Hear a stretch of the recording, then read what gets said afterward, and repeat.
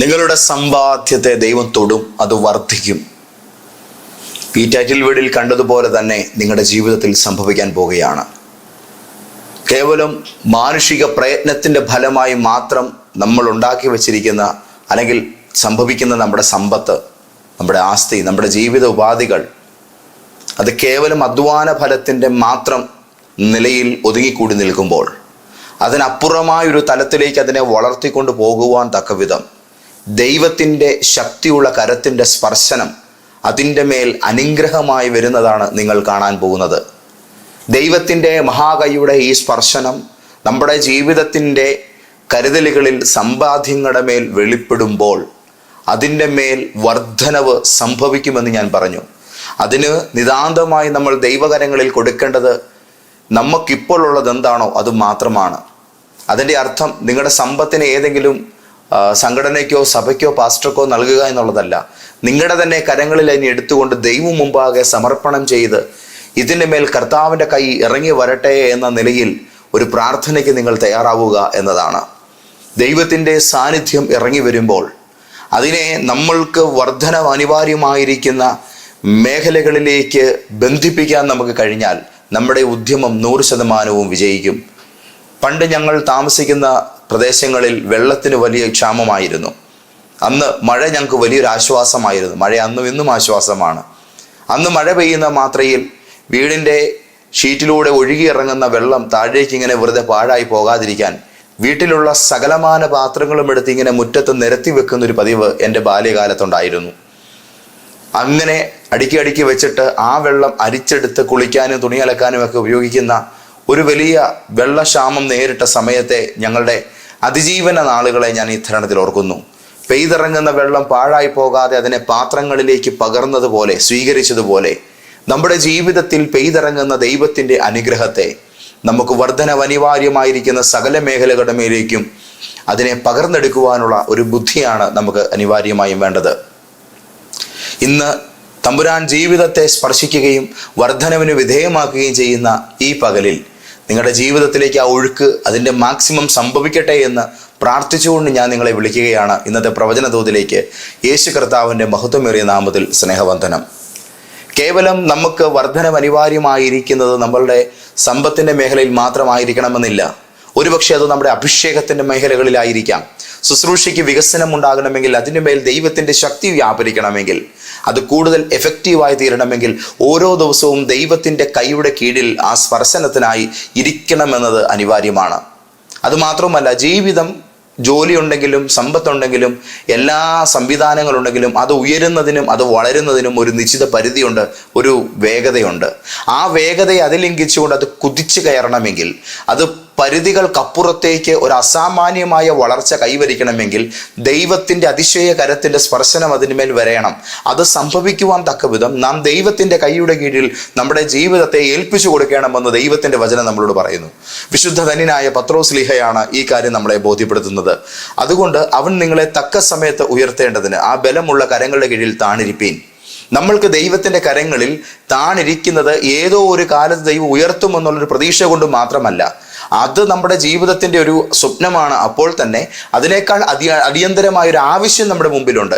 എന്തിനാണ് നമ്മൾ ദൈവത്തിൻ്റെ കൈ കീഴിൽ താണിരിക്കുന്നത്? അത് ദൈവത്തിൻ്റെ കൈയുടെ ചൂടും സ്പർശനവും അനുനിമിഷവും അനുഭവിക്കേണ്ടതിന് വേണ്ടിയാണ്. അമ്മക്കോഴിയുടെ സ്പർശനത്തിൻ്റെ കീഴിലിരിക്കുന്ന മുട്ടകൾക്ക് ജീവൻ വെച്ച് അതടുത്ത കോഴിക്കുഞ്ഞായി മാറുമെങ്കിൽ ദൈവത്തിൻ്റെ സ്പർശനത്തിൻ്റെ കീഴിൽ അമർന്നിരിക്കുന്ന ഒരു മനുഷ്യനെ സംബന്ധിച്ചിടത്തോളം ദൈവത്തിൻ്റെ കരതാലം അവൻ്റെ മേൽ വരികയും ദൈവത്തിൻ്റെ കൃത്യമായിരിക്കുന്ന തലോടലുകൾ ഏൽക്കപ്പെടുകയും ചെയ്യുന്നത് കൊണ്ട് അടുത്തൊരു സമയം വന്നു ചേരുന്ന ഉടനെ ദൈവം തൻ്റെ കൈക്കിണങ്ങിയ ഒരു ആയുധമായി എടുത്ത് പ്രയോഗിക്കാനും മനുഷ്യർക്ക് മുമ്പിൽ അഡ്രസ്സ് ചെയ്യാനും പോകുന്നത് ഇപ്പോൾ ദൈവത്തിൻ്റെ കൈകളുടെ കീഴിൽ താണിരിക്കുന്ന മനുഷ്യരെയാണ്. ഒന്നുകൂടെ ഞാൻ പറയാം, ദൈവം അടുത്ത സമയത്ത് തൻ്റെ കൈകൾക്ക് കീഴിൽ ഇരിക്കുന്ന മനുഷ്യരെയാണ് തൻ്റെ കൈക്കിണങ്ങിയ ആയുധമായി എടുത്ത് മനുഷ്യരുടെ മുമ്പിൽ പ്രയോജനപ്പെടുത്താൻ പോകുന്നത്. ഒരു ആത്മീക ഭാവിയോ ശുശ്രൂഷ ഭാവിയോ നിങ്ങളുടെ മുമ്പിലെ ഏറ്റവും വലിയ ലക്ഷ്യമാണെങ്കിൽ നിങ്ങളിപ്പോൾ ഇരിക്കേണ്ട ഇടം, അതൊരു സെമിനാരിയിലാണെങ്കിലും ഒറ്റയ്ക്കുള്ള വേദപഠന കാലമാണെങ്കിലും എന്തുമായിക്കൊള്ളട്ടെ, ഒരു ദൈവദാസന്റെ കീഴിൽ നിൽക്കുന്ന സമയമോ എന്തുമായിക്കൊള്ളട്ടെ, നിങ്ങൾ എവിടെയായാലും നിങ്ങളായിരിക്കേണ്ടത് ദൈവത്തിൻ്റെ കരസ്പർശനം ഉറപ്പുവരുത്തുന്ന ഒരു പ്രത്യേക ആത്മീക അന്തരീക്ഷത്തിലായിരിക്കണം. ദൈവത്തിൻ്റെ സ്പർശനത്തോടുകൂടെ കാര്യങ്ങൾ മാറി മറിയുന്നു. കേവലം അധ്വാനങ്ങൾ കൊണ്ട് ഉയരുവാൻ കഴിയുന്നതിനേക്കാൾ അതീതമായ ഒരു വളർച്ചയിലേക്ക് ഒരു മനുഷ്യൻ എത്തിപ്പെടുവാൻ ദൈവത്തിൻ്റെ സ്പർശനം സഹായകമായി തീരുന്നു. ദൈവത്തെ സംബന്ധിച്ചിടത്തോളം ദൈവത്തിന് മനുഷ്യരെ തൊടുക എന്ന് പറയുന്ന ദൗത്യം വളരെ ഇഷ്ടമുള്ളതായിട്ടാണ് നമ്മൾ ബൈബിളിൽ കാണുന്നത്. ഒരിക്കൽ ദൈവത്തിൻ്റെ കൺമുമ്പിൽ തൻ്റെ നിയോഗത്തിനായിട്ട് ദൈവം തിരഞ്ഞെടുത്തൊരു ബാലകനായിരുന്നു ജെറമിയാണ് വലിയ ജെറമിയ പ്രവാചകനായത്. ദൈവം തന്നെ വിളിക്കുന്ന സമയത്ത് താൻ ദൈവത്തോട് പറഞ്ഞത്, ഞാൻ ബാലനാണ്, എനിക്ക് സംസാരിക്കാനൊന്നും അറിയില്ല. പക്ഷെ ദൈവം അദ്ദേഹത്തോട് പറഞ്ഞു, നീ ബാലൻ എന്ന് പറയരുത്, ഞാൻ നിന്നെ അയക്കുന്ന എല്ലാവരുടെ ഇടയിലേക്ക് നീ പോവുകയും ഞാൻ നിന്നോട് പറയുന്നത് അവരോട് അറിയിക്കുകയും വേണം. ഈ ദൈവിക ഉദ്ദേശത്തിനായിട്ട് താൻ സമർപ്പിച്ചപ്പോൾ ദൈവം ജെറമിയ എന്ന ബാലകന്റെ അതിരത്തെ തൊടുക നിമിത്തം അവൻ വലിയൊരു പ്രവാചകനായി മാറുന്നതായിട്ട് നമുക്ക് കാണാൻ കഴിയുന്നു. ഒരു സാധാരണ മനുഷ്യന്റെ വായെ ദൈവം തൊട്ടാൽ അവൻ പ്രവാചകനായി മാറും. യേശു ഒരിക്കൽ ഒരു ശവമഞ്ചം തൊട്ടതായി നമ്മൾ ദൈവവചനത്തിൽ വായിക്കുന്നു. പിന്നീട് ശവമടക്ക് നടന്നില്ല, ആ മനുഷ്യൻ പിന്നെയും ജീവിക്കുകയുണ്ടായി. ഒരു മരണ സാഹചര്യത്തെ ദൈവം തൊട്ടാൽ അത് പിന്നെയും ജീവിക്കുമെന്ന് ഇതിനാൽ തെളിവാകുന്നു. യേശുവിൻ്റെ കൈകളിൽ 5 അപ്പവും 2 മീനും എത്തിയപ്പോൾ കർത്താവിൻ്റെ സ്പർശനമേറ്റ അപ്പം 5000 വിശപ്പടക്കത്തക്ക നിലയിൽ വർദ്ധിച്ചതായിട്ട് നമ്മൾ ദൈവവചനത്തിൽ കാണുന്നു. ദൈവം നമ്മുടെ ലളിതവും പരിമിതവുമായ സാഹചര്യങ്ങളെ തൊടുമ്പോൾ അത് വലിയ വർധനവിന് കാരണമായി തീരുമെന്ന് ഈ സാഹചര്യവും നമ്മളെ പഠിപ്പിക്കുന്നു. ദൈവത്തിൻ്റെ അനുഗ്രഹത്തിൻ്റെ സ്പർശനം നമ്മുടെ തലമേൽ വന്നാൽ നമ്മുടെ തല ഏത് അപമാനത്തിൽ നിന്നും ഐശ്വര്യപൂർണമായ ഭാവിയിലേക്ക് ഉയർത്തപ്പെടും. എൻ്റെ ജീവിതം ദൈവത്തിൻ്റെ സ്പർശനത്തിന് വിധേയമായൊരു ജീവിതമാണ്. ഞാൻ ഏറെ നിന്നതിനും തകർന്നവനുമായിരുന്നു. എൻ്റെ ഭാവിയെക്കുറിച്ച് എനിക്ക് പ്രതീക്ഷയില്ലാതിരുന്ന ഒരു വല്ലാത്ത കാലഘട്ടം എൻ്റെ ജീവിതത്തിൻ്റെ ഇന്നലകളിലുണ്ട്. ഇങ്ങനെയൊക്കെ ദൈവസന്നിധിയിൽ എത്തിപ്പെടാൻ കഴിയുമോ എന്ന് പോലും എനിക്ക് ചിന്തിപ്പാൻ, സ്വപ്നം കാണാനോ ഭാവന ചെയ്യാനോ പോലും വയ്യാത്ത നിലയിൽ എൻ്റെ ജീവിതം വേദനകളാൽ നിറഞ്ഞതായിരുന്നു. പക്ഷേ എൻ്റെ ജീവിതത്തിലേക്ക് ഇറങ്ങി വന്ന് എന്നെ തൊട്ട ഒരു യേശു, എൻ്റെ ജീവിതത്തെ മാറ്റിയ യേശു, ആ ധൈര്യമാണ് ഞാൻ നിങ്ങളോട് പറയുന്നത്. I M the living example. ഞാൻ നിങ്ങളോട് പറയട്ടെ, ദൈവം നിങ്ങളുടെ ജീവിതത്തെ തൊടും. അത്ഭുതകരമാം വിധം ആർക്കും പ്രതീക്ഷിക്കാൻ വയ്യാത്ത നിലയിൽ നമ്മുടെ ജീവിതം ദൈവത്തിൻ്റെ സ്പർശനത്തിൻ്റെ ഫലമായി മാറ്റിമറിക്കപ്പെടും. കുറച്ച് നാളുകൾക്ക് മുമ്പ് സുബിൻ എന്ന് പറയുന്ന ഒരു മകൻ എൻ്റെ അരികിൽ പ്രാർത്ഥനയ്ക്കായി വന്നു. അടൂരിൽ നിന്നും പ്രാർത്ഥിക്കുവാനെത്തുന്ന സുബിൻ്റെ ജീവിതത്തിൻ്റെ ഏറ്റവും വലിയ വിഷയം, താൻ തൻ്റെ ജീവിതത്തിൽ തൻ്റെ പെങ്ങളുടെ വിവാഹവുമായി ബന്ധപ്പെട്ട് ചില പലിശ കടങ്ങളിൽ ഏർപ്പെടുകയുണ്ടായി. ആ വലിയ കടങ്ങൾ തീർക്കുവാൻ താൻ പിന്നെയും കടമെടുത്തു. ജീവിക്കുവാൻ യാതൊരു നിർവാഹവുമില്ലാതെ ഏറ്റവും ഒടുവിൽ ഉണ്ടാക്കുന്നത് മുഴുവൻ കടം കൊടുത്ത് തീർക്കാൻ മാത്രമേ ഉതകുന്നുള്ളൂ എന്ന നിലയെത്തി. പിന്നീട് കുറച്ച് നാളുകൾ കഴിഞ്ഞപ്പോൾ തനിക്ക് യാതൊരു വിധത്തിലും നിക്കക്കളിയില്ലാതായി. നാട് വിട്ട് തമിഴ്നാട്ടിലേക്ക് താൻ പലായനം ചെയ്തു. കുറേ നാൾ അവിടേക്ക് ഒളിച്ചു പാർത്തു. പിന്നെയും തിരിച്ചു വന്നു. യാതൊരു വിധത്തിലും തനിക്ക് മുന്നോട്ട് പോകാൻ പറ്റുന്നില്ല. ജീവിതം അവസാനിപ്പിക്കണമെന്നൊക്കെയുള്ള ചിന്തയും പ്രേരണയും വല്ലാതെയുണ്ട്. പക്ഷേ എവിടെയോ തന്നെ എന്തോ ഒന്ന് തടയുന്നതായിട്ട് തനിക്ക് അനുഭവപ്പെടുന്നുണ്ട്. ദൈവം എന്നെ രക്ഷിക്കുമായിരിക്കും, കർത്താവ് എന്നെ സഹായിക്കുമായിരിക്കും, ഈ ഒരു പ്രതീക്ഷയോടുകൂടെ താൻ മുന്നോട്ട് പോവുകയാണ്. കുറച്ച് നാളുകൾ അങ്ങനെ മുന്നോട്ട് പോയി. അങ്ങനെ ഇരിക്കെ അമ്മയുടെ കൂടെ താൻ 1-2 പ്രാർത്ഥനാ സ്ഥലങ്ങളിലേക്ക് പോയി. തനിക്ക് സമാധാനമൊക്കെ ചെറുതായിട്ടൊക്കെ കിട്ടാൻ തുടങ്ങി. പക്ഷേ പൂർണ്ണമായൊരു ആശ്വാസം തനിക്ക് കിട്ടുന്നില്ല. ആ നാളുകളിൽ ഒരു പുലരിയിൽ അമ്മ പ്രവചനത്തിൽ കേൾക്കുന്നത് കേൾക്കുകയാണ്. അങ്ങനെ ആ നമ്പർ എടുത്ത് വിളിച്ച് ഒരു വിധത്തിൽ തപ്പിപ്പിടിച്ച് കോട്ടയത്തെത്തി. ഞങ്ങൾ നേരിട്ട് സംസാരിച്ചു. ഞാൻ ആ മകന് വേണ്ടി പ്രാർത്ഥിച്ചു. നിൻ്റെ ജീവിതത്തിലെ 24 ദിവസങ്ങൾ നീ ദൈവത്തിനായി നൽകാമോ എന്ന് ഞാൻ എന്നോട് ചോദിച്ചു. പാസ്റ്ററെ, 24 ഇനിയുള്ള ജീവിതം മുഴുവൻ ഞാൻ നൽകാം, പക്ഷേ എനിക്ക് ഈ അവസ്ഥയിൽ നിന്നൊരു മാറ്റം വരണം. പക്ഷേ അടുത്ത 24 ദിവസങ്ങൾ നീ ദൈവം മുമ്പാകെ നിന്നെ തന്നെ സമർപ്പിച്ചാൽ നിന്റെ ജീവിതത്തിൽ 25-ാം ദിവസം ഒരു അത്ഭുതം നടക്കുമെന്ന് കർത്താവിനോട് പറയുന്നു എന്ന് ഞാൻ എന്നോട് പറഞ്ഞു. ആ വാക്ക് കേട്ടനുസരിച്ച് അവൻ പോയി. സ്വന്തം വീട്ടിൽ നിൽക്കാൻ ബുദ്ധിമുട്ടായതുകൊണ്ട് ഒരു കൂട്ടുകാരൻ്റെ വീട്ടിൽ പോയി താമസിച്ചു. അവൻ്റെ വീടിൻ്റെ 2-ാം നിലയിൽ ഒളിച്ചു പാർക്കുന്നവനെ പോലെ അവിടെ ആയിരുന്നു. ആ ദിവസങ്ങളിലൊക്കെയും വായിക്കുവാനായി ഞാൻ അവൻ്റെ കയ്യിൽ കൊടുത്തുവിട്ട ഒരു പൊതുനിയമം മാത്രമായിരുന്നു അവനുണ്ടായിരുന്നത്. ആ വേദപുസ്തകം തുറന്ന് വായിച്ചുകൊണ്ട് അതിലെ വരികളിലൂടെ കടന്നുപോയി. ആദ്യമൊക്കെ വായിക്കുമ്പോൾ ഭയങ്കര മരവിപ്പും മടുപ്പുമായിരുന്നുവെങ്കിലും മനസ്സ് വിട്ടുകളയാതെ എൻ്റെ ജീവിതം രക്ഷപ്പെടാൻ വേണ്ടിയാണല്ലോ എന്ന നിലയിൽ ആവേശോജ്വലമായൊരു മനസ്സോടുകൂടെ മടുത്തിട്ടും പിന്നെയും തളരാതെ അതിൻ്റെ പിന്നാലെ തന്നെ യാത്ര ചെയ്തു. വലിയൊരു പ്രാർത്ഥനാ വീരനൊന്നുമല്ല, പക്ഷെ അറിയാവുന്ന നിലയിൽ പ്രാർത്ഥിച്ചു.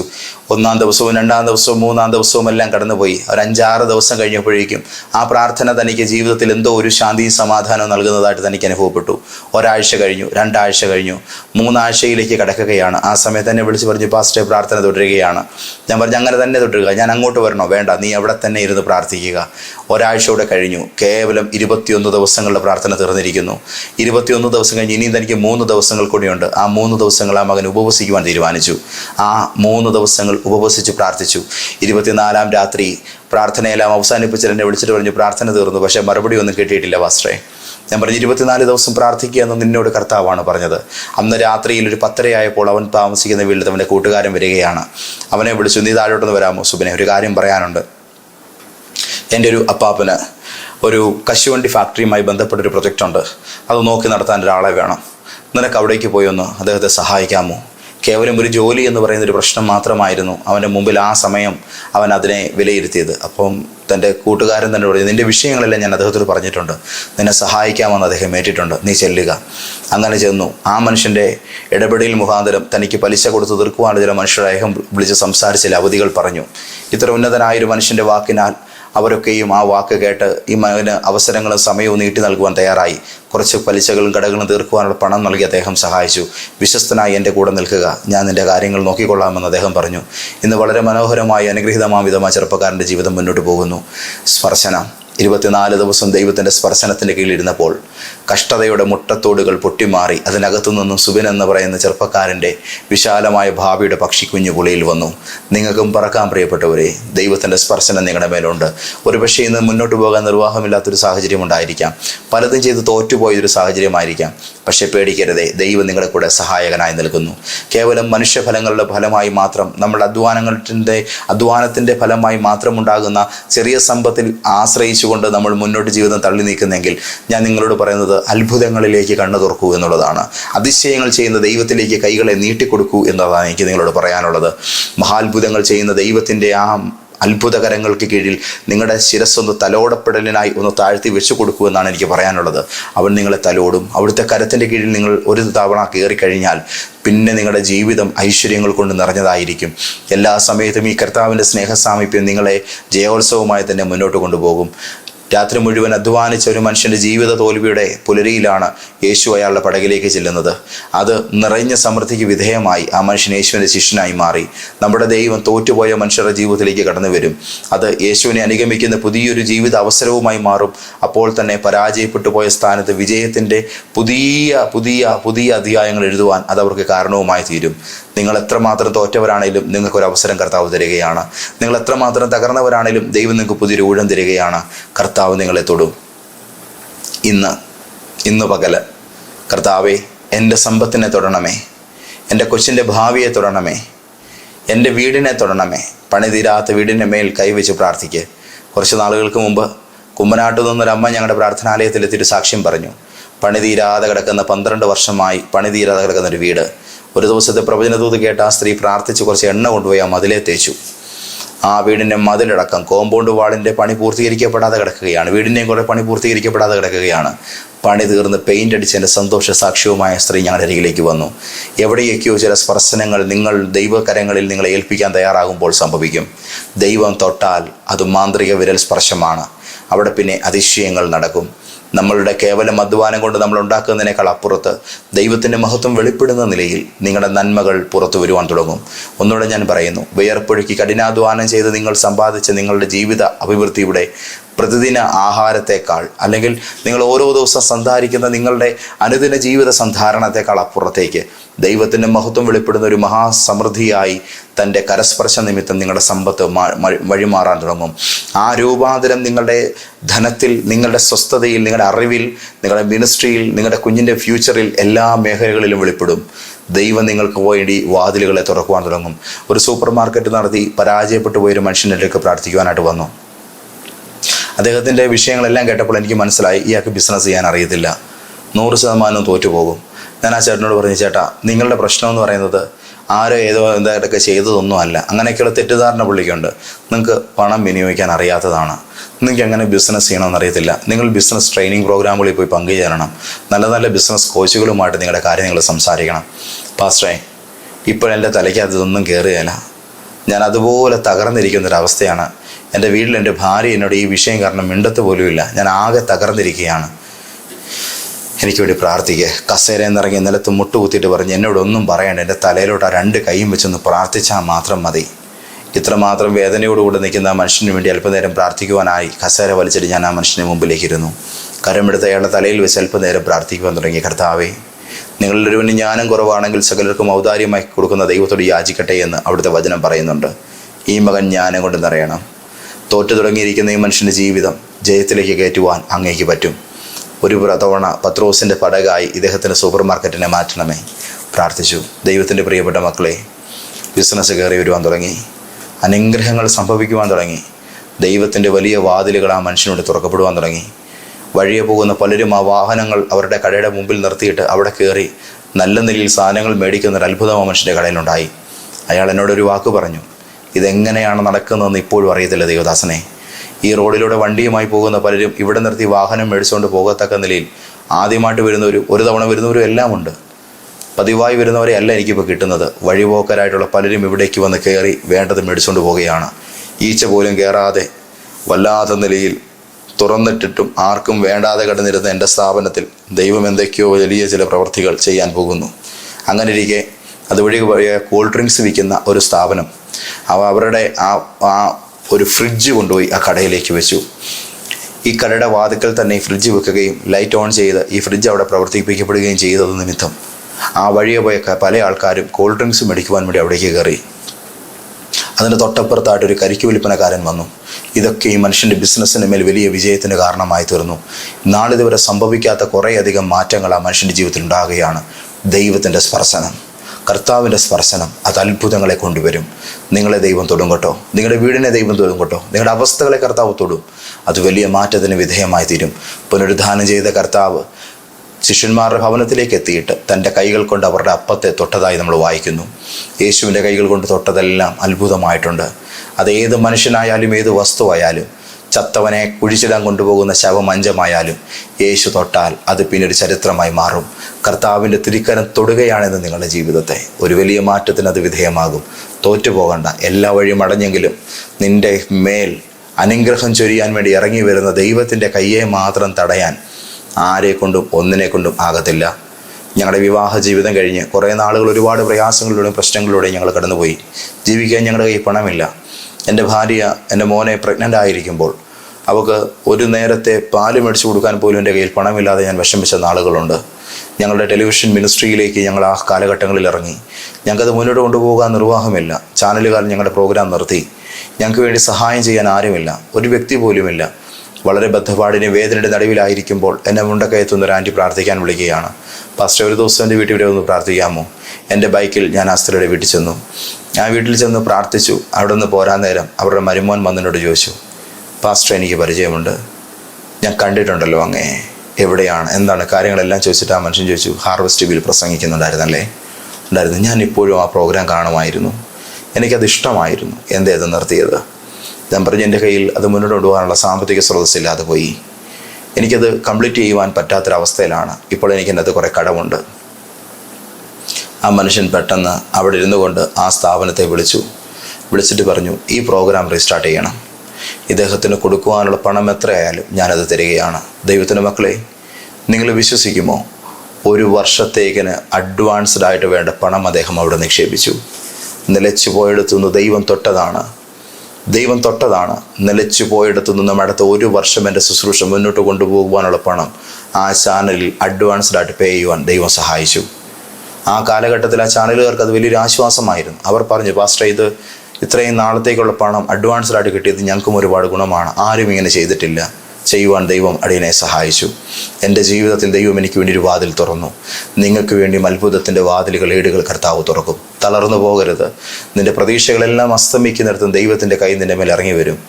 ആ ദിവസങ്ങളിൽ വൈകുന്നേരങ്ങളിൽ പ്രാർത്ഥിക്കുവാനിരിക്കുമ്പോൾ, എൻ്റെ ഭാര്യയുടെ കരങ്ങളിൽ പിടിച്ച് ഞാൻ ആത്മാവിൽ പ്രാർത്ഥിക്കുമ്പോൾ, വിശ്വാസത്താൽ ഒരു വാക്ക് ഞങ്ങൾ ദൈവത്തിൽ നന്ദിയായി പ്രാർത്ഥിച്ചെഴുതി. ആ വാക്യപ്രകാരമാണ്, ഞങ്ങളുടെ കരങ്ങൾ ബന്ധിക്കപ്പെട്ടതാകാം, പക്ഷെ ഞങ്ങൾക്ക് വേണ്ടി പ്രവർത്തിക്കുന്ന യേശുവിൻ്റെ കരങ്ങൾ സ്വതന്ത്രമാണ്. അതെ, നമ്മുടെ കരങ്ങൾ ബന്ധിക്കപ്പെട്ടതാകാം, പക്ഷെ നമുക്ക് വേണ്ടി പ്രവർത്തിക്കുന്ന യേശുവിൻ്റെ കരങ്ങൾ സ്വതന്ത്രമാണ്. ആയതുകൊണ്ട് എന്നെ കേൾക്കുന്നവരെ, നിങ്ങൾക്ക് വഴികളില്ലായിരിക്കാം, വഴിയായ ജീവൻ്റെ വഴിയായ യേശു നിങ്ങളുടെ കൂടെയുണ്ട്. നിങ്ങൾക്ക് യാതൊരു നിലകളുമില്ലായിരിക്കാം, പക്ഷേ നിങ്ങളെ നിലനിർത്തുന്നവൻ കർത്താവാണ്. അവിടുന്ന് കാര്യങ്ങളെ നോക്കിക്കൊള്ളും. ഭാരപ്പെടാതെ മുന്നോട്ട് പോകുക. നീ പരിഭ്രമിക്കേണ്ട, നീ പേടിക്കേണ്ട. നിൻ്റെ എല്ലാ കാര്യങ്ങളും യേശു നോക്കും. ഞങ്ങളുടെ ദൈവമേ, ഞങ്ങളോട് പറഞ്ഞ ദൈവിക ദൂതിനായി ആലോചനയ്ക്കായി സ്തോത്രം. സമൃദ്ധിയാലും അനുഗ്രഹത്താലും നിറയ്ക്കണം. നന്മകൾ കൊണ്ട് നിൻ്റെ മക്കളെ മൂടണം. ഈ പകൽ ഇവരുടെ ജീവിതത്തിൽ ഇവർ ചോദിക്കുന്ന സകല കാര്യങ്ങൾക്ക് ഉത്തരം നൽകുമാറാകണം. എല്ലാറ്റിനും മേലും ദൈവിക സമാധാനം പ്രാപിപ്പാൻ നിൻ്റെ മക്കളെ സഹായിച്ചാട്ടെ. യേശു രാജാവിൻ്റെ ഉന്നതമായ നാമത്തിൽ തന്നെ. ആമേൻ.